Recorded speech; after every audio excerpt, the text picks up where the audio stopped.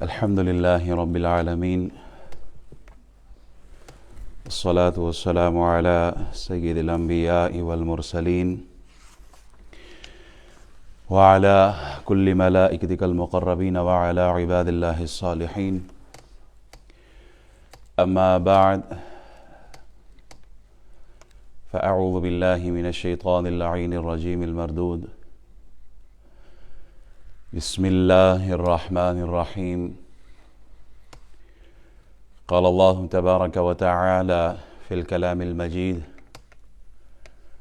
بعد أعوذ بالله من الشيطان الرجيم: يا أيها الذين آمنوا كتب عليكم الصيام كما كتب على الذين من قبلكم لعلكم تتقون. أو كما قال عليه الصلاة والسلام: من صام رمضان إيمانا واحتسابا غفر له ما تقدم من ذنبه. صدق الله مولانا العظيم، وصدق رسوله النبي الأمين الكريم، ونحن على ذلك لمن الشاهدين والشاكرين، والحمد لله رب العالمين. اللہ اکبر اللہ اکبر، لا الہ الا اللہ واللہ اکبر، اللہ اکبر وللہ الحمد. تمام خوبیاں، حمد، ثناء اللہ جل وعلا کے لیے ہے، جو ہم سب کا خالق، مالک، رازق ہے، قرآن کی نعمت دینے والا، رمضان کا مہینہ دینے والا. درود سلام بے حد بے حساب اس ہستی پر جو ہم سب کے آقا و مولا ہیں، امام الانبیاء ہیں، رحمت للعالمین ہیں، شفیع المذنبین ہے، خاتم النبیین ہے. اللہ جل جلالہ کے حضور دعا گو ہوں: مالک و مولا، ہمارا اول وقت میں آنا، بیٹھنا، سننا، سنانا اپنی پاک بارگاہ میں قبول اور منظور فرمائے. احباب، جس طرح موسم بہار آتا ہے تو پھول کھلتے ہیں، پھل ملتے ہیں، باغ اور گلشن مہکتے ہیں، ہریالی، سرسبز باغات دیکھنے کو ملتے ہیں. اسی طرح ایک ایسا مہینہ 12 مہینوں میں ہم پر جلوہ فگن ہوتا ہے کہ جس کے آنے سے مساجد پر بہار آ جاتی ہے، جس کے آنے سے تلاوت میں کثرت ہو جاتی ہے، جس کے آنے سے سجدوں میں اضافہ ہوتا ہے، جس کے آنے سے نیکیوں میں اور اعمال حسنہ میں لوگ ایک دوسرے سے بڑھنے کی کوشش کرتے ہیں، گناہوں کو چھوڑ دیتے ہیں، جس کے آنے سے خیرات، صدقات، زکوٰۃ میں اضافہ ہوتا ہے، لوگ کھلے دل سے اللہ کے بندوں کی مدد کرتے ہیں. وہ مہینہ جس کا پہلا عشرہ رحمت، دوسرا مغفرت اور آخری عشرہ جہنم سے آزادی کا ہے، وہ واحد مہینہ کہ جس کا نام لے کر اللہ نے قرآن میں اس کا ذکر کیا: شہر رمضان الذی انزل فیہ القرآن. 12 مہینوں کا ذکر، لیکن نام کس کا ہے؟ فقط رمضان المبارک کا ہے. رمضان پورے سال کا دل ہے. اگر دل درست ہو تو سارا جسم درست ہوتا ہے. رمضان درست ہو جائے، باقی 11 مہینے بھی انسان کے درست ہو جاتے. مجدد الفسانی رحمۃ اللہ علیہ مکتوبات میں آپ فرماتے ہیں کہ جس طرح رحمتیں اور برکتیں رمضان میں ملتی ہیں، اس کا پورے سال کے ساتھ، باقی 11 مہینوں کے ساتھ اس طرح نسبت کہ جیسے سمندر کو قطرے کے ساتھ یا قطرے کو سمندر کے ساتھ ہے. 11 مہینوں میں جو رحمت برکت ملتی ہے وہ قطرے کی طرح ہے، اور صرف رمضان میں جو اللہ کی برکت رحمت ملتی ہے وہ سمندر کی طرح ہے. کہاں سمندر اور کہاں ایک قطرہ. تو جو دل کی آنکھ رکھتے ہیں، روحانی نظر رکھتے ہیں، انہیں اس مہینے کی ایک ایک لمحے، ایک ایک سیکنڈ کی قدر ہوتی ہے. انہیں معلوم ہے کہ یہ وہ مہینہ ہے جس میں نفل کا ثواب فرض کے برابر کر دیا جاتا ہے، فرض کو 70 گنا کر کے دیا جاتا ہے. یہی وہ مہینہ ہے کہ جس میں اللہ نے لیلۃ القدر جیسی رات عطا فرمائی ہے، اعتکاف جیسی فضیلت عطا فرمائی ہے.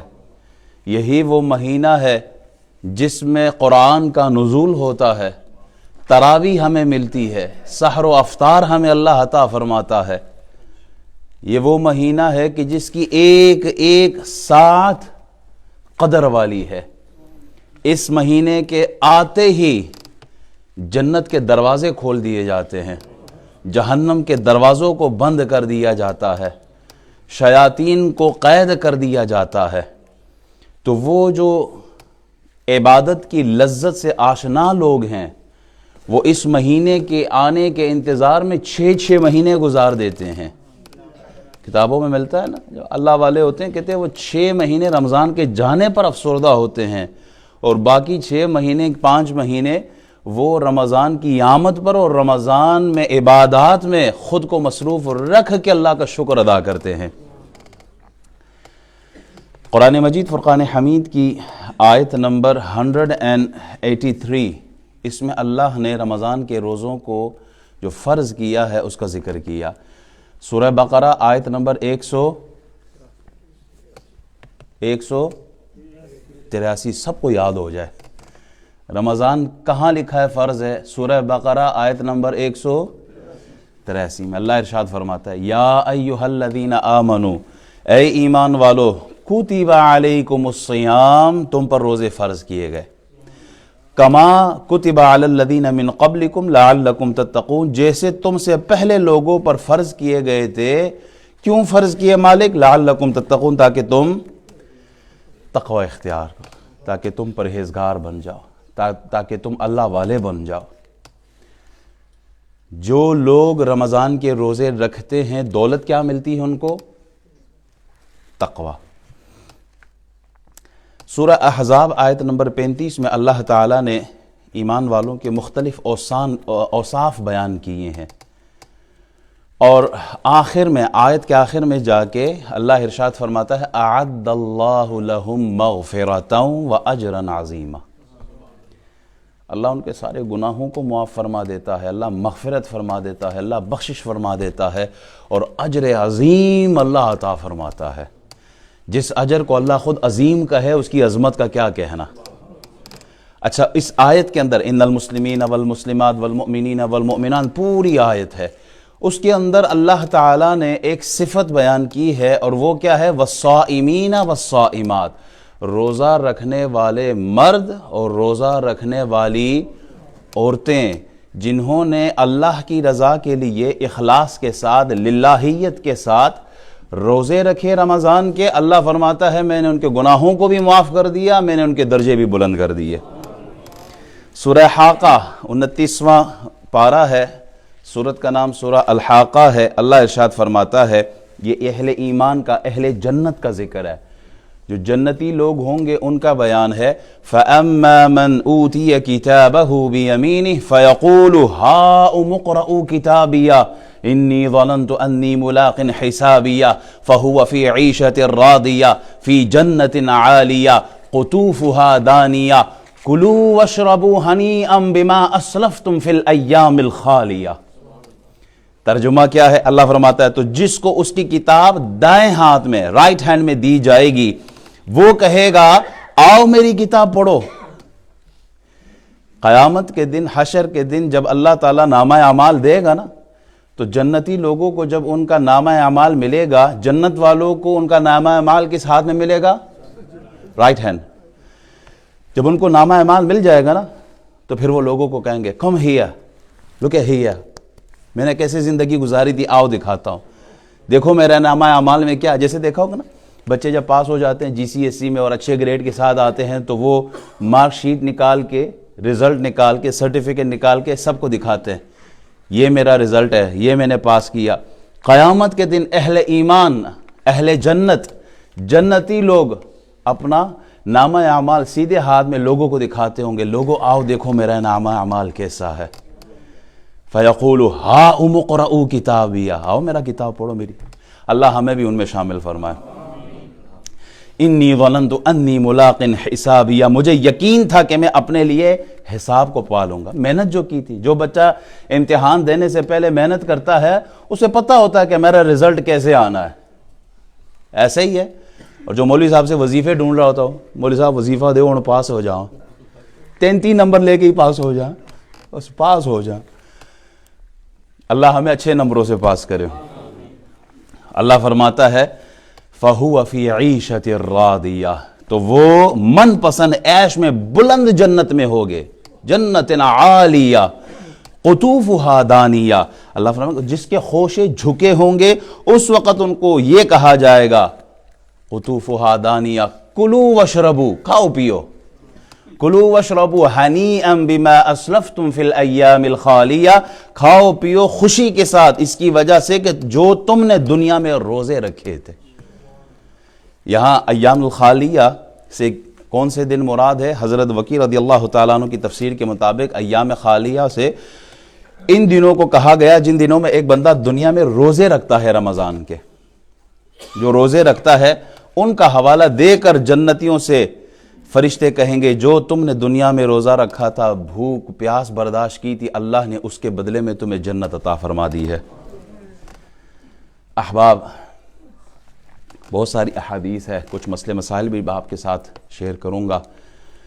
روزے کی عظمت بہت زیادہ ہے، رمضان کا مہینہ بہت عظمت والا ہے۔ ایک ہے رمضان کا مہینہ، ایک ہے رمضان کے مہینے کے اندر ایک عبادت جس کو روزہ کہا جاتا ہے، دونوں کی عظمت ہے۔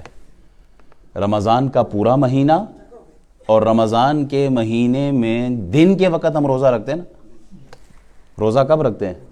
راتی تے کوئی نہ رکھنے نا، دن ہی رکھنے۔ تو دن کے وقت جو ہم بھوکے پیاسے رہتے ہیں صبح صادق سے لے کر غروب آفتاب تک، یہ ٹائمنگ روزہ کہلاتی ہے، دونوں عظمت والی ہے۔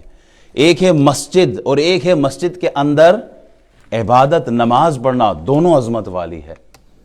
رمضان کا پورا مہینہ عظمت والا ہے۔ سحری کے انتظار میں رہنا بھی عبادت ہے، افطار کے انتظار میں رہنا بھی عبادت ہے، تراویح میں کھڑے ہونا عبادت ہے، لیلۃ القدر میں رات جاگ کر سجدوں میں رہنا یہ بھی عبادت ہے۔ نبی علیہ الصلوۃ والسلام ممبر شریف پہ جلوہ فگر ہے اور آمین آمین کہتے ہیں، ہر سال آپ یہ حدیث سنتے ہیں، ازراہ تبرک اور ایک دفعہ یاد دہانی کے لیے پھر آپ سماعت فرمائے۔ صحابہ نے پوچھا یا رسول اللہ، آپ نے پہلے آپ کو کبھی ایسے دیکھا نہیں کہ آپ آمین آمین فرما رہے ہیں؟ تو آپ نے فرمایا جبریل نے دعا کی ہے، دعائے ضرر ہے۔ کیا ہے؟ کہ جو رمضان کا مہینہ پائے اور خود کی مغفرت نہ کروائے برباد ہو جائے۔ وہ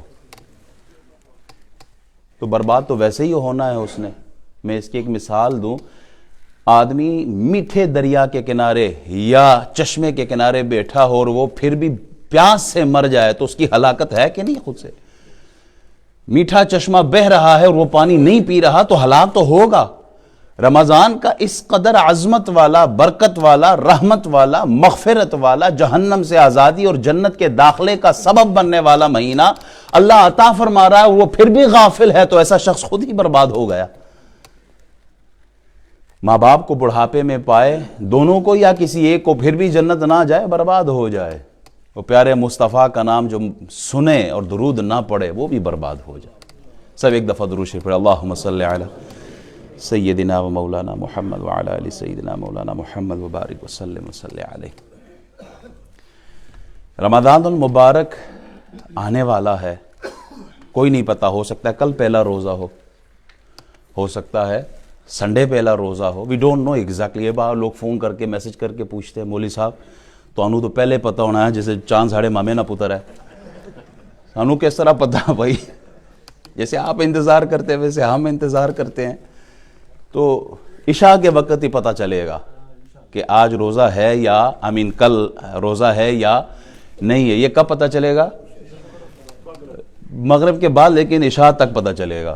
مغرب کے بعد دسو تو ہوں سلام پھیرو مولوی جی دسو ہوں مغرب ہو ہی گئی ہے. عشاء کے وقت انشاءاللہ پتہ، عشاء سے پہلے پتہ چل جائے گا. تیاری کیا کرنی ہے؟ دیکھیں، مہمان آ رہا ہو تو اس کے آنے کے ساتھ ہی گھر کا آدمی گھر کی صفائی کرتا ہے، خیال رکھتا ہے. مہمان عظمت والا آ رہا ہے جو اتنی رحمتیں، برکتیں اور تحفے لے کے آ رہا ہے، تو اس کا ہم پر حق ہے کہ ہم بھی اسی طرح اس کو ویلکم کریں، اسی طرح اس کی عزت کرے، اس کا خیال رکھے، اس کی قدر کرے. جب بڑا مہمان کو گھر آتا ہے تو سب سے پہلے ہم اپنے گھر کو، پھر باہر گلی کو صاف کرتے ہیں، ریڈ کارپٹ پہ اس کو ویلکم کرتے ہیں، عزت و اکرام کی نظر سے دیکھتے ہیں. ایسا ہی ہے، رمضان سے بڑھ کر بھی کوئی مہمان ہو سکتا ہے جو ایک رات 1000 راتوں سے افضل، لیلۃ القدر خیر من الف شہر، 1000 مہینوں سے زیادہ کی وہ برکت لے کے آ رہا ہے، تو کیا ہم اس کی عزت نہ کریں؟ مولوی صاحب اس کی عزت کیا ہوگی؟ میں کہتا ہوں سب سے پہلے صفائی، اور صفائی مومن کے دل کی توبہ کے ساتھ ہوتی ہے. التائب من الذنب کمن لا ذنب لہ، جو آدمی سچے دل سے پکی نیت کے ساتھ توبہ کرے، اللہ اس کے پیچھے کے سارے گناہوں کو معاف فرما دیتا. تو مہمان عظمت والا آ رہا ہے، نورانیت لے کے آ رہا ہے. گندے برتن میں ہم دودھ نہیں ڈالتے تو پھر اتنی عظمت والا مہینہ اپنی رحمت گندے دل میں کیسے ڈال سکتے ہیں؟ تو پہلے اپنے دل کے کاسے کو، برتن کو صاف کرنا ہے، اور وہ کس سے صاف ہوگا؟ توبہ کے ساتھ. اپنے دل سے ہر ایک مسلمان کے لیے دل کو صاف رکھے، کینے بغض عداوت سے صاف رکھے. جس کے سینے میں کینہ ہو اس کو رحمت اور برکت تو لیلۃ القدر کی رات نہیں ملتی.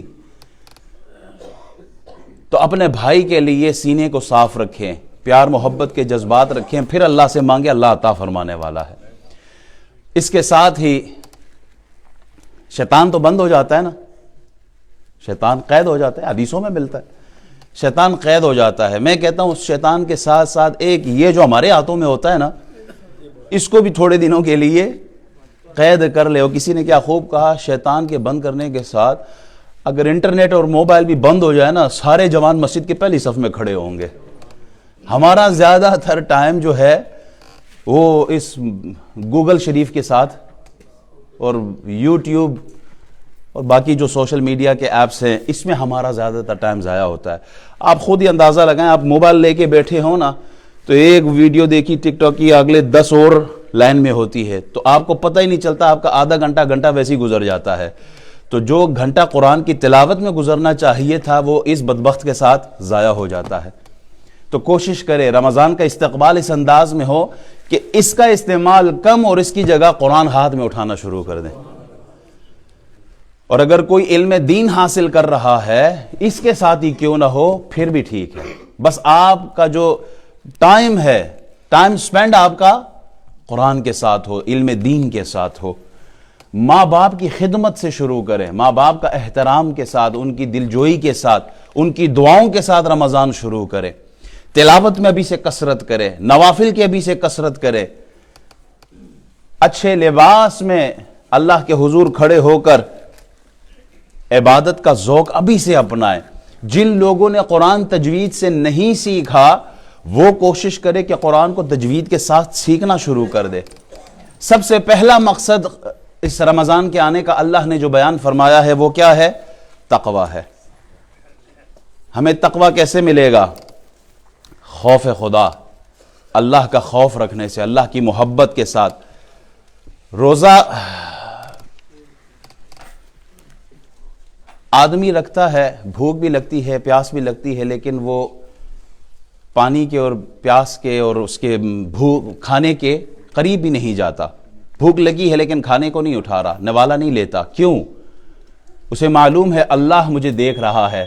وَهُوَ مَعَكُمْ أَيْنَمَا كُنْتُمْ، وہ یہ عقیدہ رکھتا ہے. قرآن خود کہتا ہے کہ اللہ ہر وقت تمہیں دیکھ رہا ہے. تو رمضان ہماری تربیت کیا کر رہا ہے؟ رمضان میری اور آپ کی یہ تربیت کر رہا ہے، ہمارے دل میں یہ خوف بٹھا رہا ہے. یاد رکھنا، جیسے بھوک کی حالت میں نوالے کی طرف ہاتھ نہیں بڑھاتے، پیاس کی حالت میں پانی کو نہیں اٹھاتے، یہ خوف رکھتے ہو کہ اللہ دیکھ رہا ہے، تو پھر جب کسی پہ ظلم کرتے ہو یہ بھی یاد رکھو کہ اللہ دیکھ رہا ہے. شراب پیتے ہو تو اس وقت بھی دیکھو کہ اللہ دیکھ رہا ہے. زنا کی طرف، قتل کی طرف، غیبت کی طرف، چغلی کی طرف، جوے خانے کی طرف جب بھی قدم بڑھاؤ تو جیسے رمضان کے مہینے میں پانی کا گلاس نہیں اٹھاتے، اسی طرح غیر رمضان میں بھی یہی سوچ رکھو کہ اللہ تعالی دیکھ رہا ہے. بھوک لگتی ہے نوالا نہیں لیتے، کیوں؟ کہا پیٹ کا گناہ ہو جائے گا. تو رمضان پیٹ کے گناہ سے روکتا ہے نا. کھانا حلال کھانا ہے نہیں کھاتے کیونکہ وہ حرام ہے آپ کے اوپر، کھا لوگے تو گناہگار ہو جاؤ گے. تو کیا یہی نظریں بدنگاہی کرتے وقت، گناہ کرتے وقت یہ خیال کیوں نہیں کہ اللہ دیکھ رہا ہے؟ حقیقت یہ ہے کہ اس چھوٹے روزے سے ہمارے بڑے روزے کی تربیت کی جا رہی ہے. چھوٹے روزے سے مراد ٹائمنگ کے حوالے سے، ورنہ یہ بہت عظمت والا ہے. صبح صادق سے لے کر غروب آفتاب تک آپ کھانا پینا اور حلال رشتے کی طرف، بیوی کی طرف آپ قربت کے لیے نہیں جاتے. ایک بڑا روزہ ہے، وہ کیا ہے؟ وہ بلوغت سے شروع ہوتا ہے، جب آپ بالغ ہو جاتے ہو اور جب زندگی کا سورج غروب ہو جاتا ہے اس وقت تک یہ روزہ رہتا ہے. کہا اس میں بھی اللہ تعالیٰ نے کچھ چیزوں کو حرام کیا ہے. جس طرح چھوٹے روزے میں پانی کا گلاس نہیں اٹھاتے، اسی طرح بڑے روزے میں بھی کچھ چیزوں کی پابندی ہے، اس سے اللہ تعالیٰ نے منع کیا. چھوٹے روزے میں حلال سے روکا ہے، رشتے کی طرف جو نکاح کی صورت میں آپ کا قائم ہوا ہے، جب اللہ نے اس سے روک لیا تو بڑے روزے میں کسی طوائفہ یا بازاری عورت کی طرف کیسے جا سکتے ہو؟ چھوٹے روزے میں آپ کو زمزم پینے سے بھی منع کیا. دن کا وقت ہو اور آپ روزے کی حالت میں ہو، زمزم منع ہے، تو بڑے روزے میں شراب کا گلاس کیسے اٹھا سکتے ہو؟ چھوٹے روزے میں آپ کی تربیت کی ہے کہ حلال کی طرف نہیں جانا، تو بڑے روزے میں حرام کی طرف نہیں جانا. چھوٹے روزے میں ہم سب تراویح کے لیے، صلاۃ التسبیح کے لیے، نوافل کے لیے بڑھتے ہیں. بڑے روزے میں فرض نماز تک کوئی نہیں پڑھتا. پھر اب یہ دیکھ رہے ہیں کہ مشاہدہ ہوگا رمضان کے مہینے میں چاروں حال فل ہو جاتے ہیں، لیکن باقی فرض نمازوں کا کیا حال ہے آپ سب جانتے ہیں. چھوٹے روزے میں ہم لوگوں کو روزہ کھلواتے ہیں، بہت عظمت والا، بہت ثواب والا، بہت برکت والا کام ہے. لیکن ایسا بھی دیکھا گیا لوگوں کے منہ سے نوالے چھینے جاتے ہیں.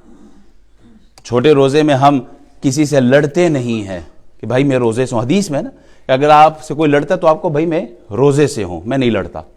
لیکن جو ہی رمضان گزر جاتا ہے تو پھر چھریاں بھی چلتی ہیں، قتل بھی ہوتے. نماز بے حیائی سے روکتی ہے نا. قرآن کہتا ہے ان الصلاۃ تنہی عن الفحشاء والمنکر. اسی طرح روزے کا اثر ہے کہ آدمی کو تقوی کی دولت دے دیتا ہے. لیکن ہم 20 سال 40 سال 60 سال سے روزے رکھتے ہیں لیکن وہ تقوی کا نور نہیں مل رہا. معلوم یہ ہوا ہمارے روزے میں کہیں نہ کہیں سے کوئی خرابی، کمی، نقص، عیب، کمزوری موجود ہے جس کی وجہ سے وہ نور ہمیں نصیب نہیں ہو رہا. حدیثوں میں ملتا ہے کچھ لوگ ایسے ہیں جو صرف بھوکے پیاسے رہتے ہیں، ان کو بھوک پیاس کے علاوہ اور کچھ نصیب نہیں ہوتا. ہم روزے میں حلال چیزوں سے منع ہے، اور جو پرماننٹلی حرام ہے چاہے روزہ ہو یا نہ ہو، وہ غیبت ہے، وہ چغلی ہے، وہ فساد ہے، وہ تہمت ہے، وہ گالی ہے، وہ فساد زبان کے ساتھ، وہ ایسے اعمال کہ جن سے اللہ نے ہر حالت میں روکا ہے. جب ہم رمضان کے مہینوں میں روک دیے جائیں، چھوٹے سے ہماری تربیت کرا کے بڑے سے منع کروایا کہ یہ بھی حرام ہے تو وہ بھی حرام ہے. ہم پانی نہیں پیتے رمضان کی حالت کے اور روزہ رکھا ہوا ہے، لیکن اسی روزے کی حالت میں غیبت بھی کر رہے ہوتے ہیں، چغلیاں بھی لگاتے ہیں، اسی رمضان کی حالت میں لوگوں کی دل آزاری بھی کر رہے ہوتے ہیں. حضور علیہ السلام کے سامنے 2 عورتوں کا ذکر کیا، رسول اللہ وہ روزے کی حالت میں اور مرنے کے قریب ہے، ایسی حالت ہے. کہا کلی کرواؤ. کلی کروائی گئی تو گوشت کے لوٹلے کتابوں میں ملتا ہے کہ وہ نکلے منہ سے، خون نکلا. وہ حیران ہوئی، ہم نے کھایا پیا تو کچھ بھی نہیں. حضور نے فرمایا یہ وہ ہے جو تم نے ابھی غیبت کی ہے. غیبت کر کے عبادت کرنا، اگرچہ روزے کا حکم تو ہوگا پورا، لیکن جو نورانیت ملنی ہے وہ نصیب نہیں ہوگی. حکیم دوائی دیتا ہے، ساتھ میں پرہیز کا بھی کہتا ہے نا، پرہیز بھی کرو تب جا کے کوئی آپ کا مرض ختم ہوگا. ہیٹنگ لگی ہو مسجد کے اندر، کھڑکیاں دروازے سارے کھول دے، حال کبھی گرم ہو سکتا ہے. سب سے پہلے کہیں گے بھائی یہ دروازے کھڑکی سارے بند کر دو تاکہ حال گرم ہو.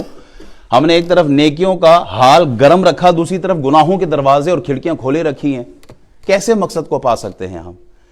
صورتاً صبح صادق سے لے کے غروب آفتاب تک ہم نے کھانا پینا بند کر دیا، چھوڑ دیا. یہ صورتاً روزہ ہے، حقیقتاً کیا ہے؟ اب جیسے میں ایک مثال دیتا ہوں، ایک کاغذ کے اوپر آپ آگ لکھ دے قلم کے ساتھ، پین کے ساتھ، تو کیا وہ کاغذ جل جائے گا؟ آپ نے آگ لکھا ہے نا، کیا کاغذ جلے گا؟ یا میں کاغذ کے اوپر پانی لکھ دوں، کیا وہ گیلا ہوگا؟ نہیں، کیونکہ وہ حقیقت نہیں ہے، وہ صورت ہے۔ حقیقت کیا ہے؟ آپ پانی اٹھائے اور ڈالے تب جا کے وہ گیلا ہوگا، آپ ماچس کی تیلی لگائے اور پھر وہ جلے گا، کیونکہ اب وہ حقیقت ہے۔ قلم سے لکھنے سے وہ اس کی صورت ہے، حقیقت نہیں۔ حقیقت اور صورت میں فرق ہے۔ صورتاً ہم روزہ رکھتے ہیں، صبح سے لے کے شام تک بھوک پیاس برداشت کرتے ہیں، لیکن یہ حقیقت نہیں ہے۔ حقیقت کیا؟ کہا آنکھ کا بھی روزہ ہو، زبان کا بھی روزہ ہو، کانوں کا بھی روزہ ہو، دل کا بھی روزہ ہو، ہاتھوں کا بھی روزہ ہو، سر سے لے کر پاؤں تک خود کو گناہوں سے روکنا۔ کہا اب یہ رمضان کی حقیقت کو پا لیتا ہے، اور یہ حقیقی روزہ ہے۔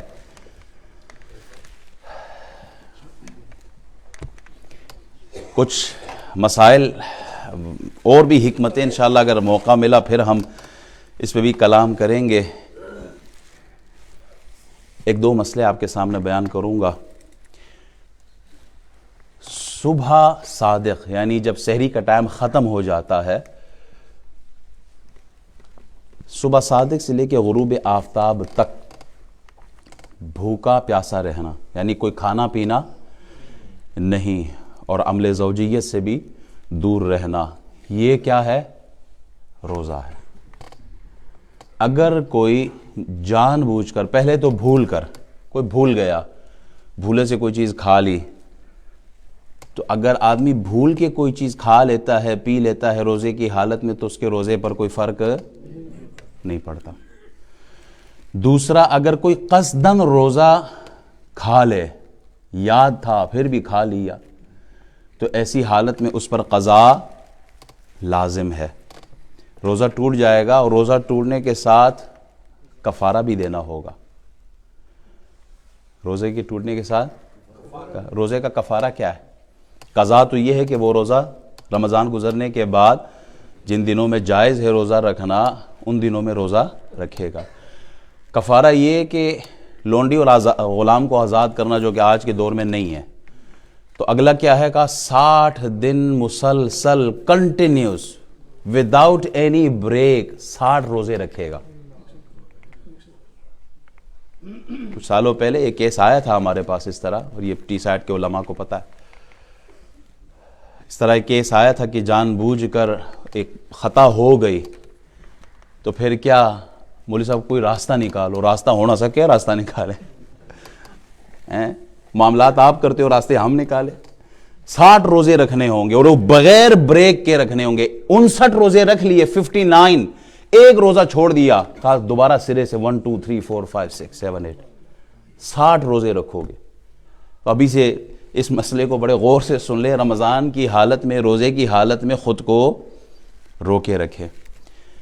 اگر یہ بھی نہ ہو تو پھر 60 مسکینوں کو کھانا کھلانا یا صدقہ فطر ان کو دے دے۔ اس کے ساتھ اگر روزہ رکھا ہوا ہو اور ایسی شدید بھوک لگے یا پیاس لگے، اگر نہ کھائے تو جان جا سکتی ہے۔ ایسی حالت میں جیسے کہ شوگر کے مریض کو دیکھا ہوگا اپنا، بعض احباب شوگر کے مریض ہوتے ہیں، ان کے لیے بہت مشکل بلکہ ناممکن ہو جاتا ہے، تو ایسی حالت میں پھر ان کے لیے جائز ہے کہ وہ حلوہ کھا لے۔ یہ میں نہیں کہہ رہا ہوں، یہ بابا جی نے کہا کہ پھر وہ حلوہ کھا لے، اور پھر وہ یہ کہ پھر وہ چونکہ دائمی مرض ہے، دائمی مرض ہے، یا شیخ فانی جس کو کہا جاتا ہے، اتنا بزرگ ہو گیا ہے کہ ناؤ اٹس